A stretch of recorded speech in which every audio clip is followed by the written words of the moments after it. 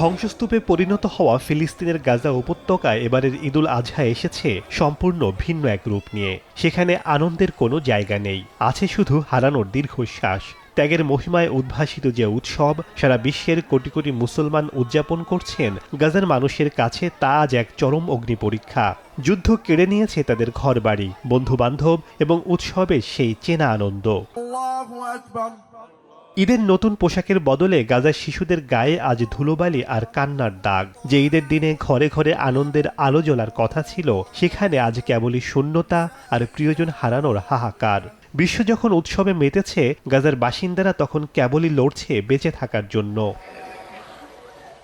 Israeli কঠোর অবরোধের কারণে এবারও গাজা উপত্যকা থেকে কোনো হজযাত্রী পবিত্র মক্কার উদ্দেশ্যে রওনা হতে পারেননি। পবিত্র মক্কা শহরে যখন লাখো কণ্ঠে লাব্বাইক ধ্বনি প্রতিধ্বনিত হচ্ছে, গাজার আকাশ তখন কাঁপছে বোমার আওয়াজে। নিষেধাজ্ঞা, অবরোধ আর স্বজন হারানোর এই ঈদ ফিলিস্তিনিদের জন্য কোনো উৎসব নয়, বরং এক অনন্ত প্রতীক্ষা।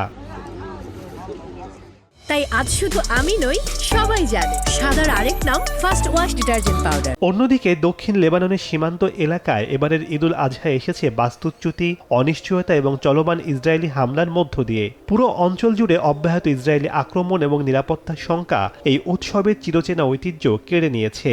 একসময় যা ছিল স্বজনদের ভিড়ে ঠাসা ঘরবাড়ি আর পারিবারিক পুনর্মিলনের সময়, তা আজ রূপ নিয়েছে এক শূন্যতা আর আতঙ্কের দিনে। ইসরায়েলি হামলায় স্বজনহারা পরিবারগুলোর ঈদ শুরু হয়েছে উৎসবের বদলে নিস্তব্ধতার প্রিয়জনদের কবর জিয়ারতের মধ্য দিয়ে। শেখ সাদি মারজান, সময় সংবাদ।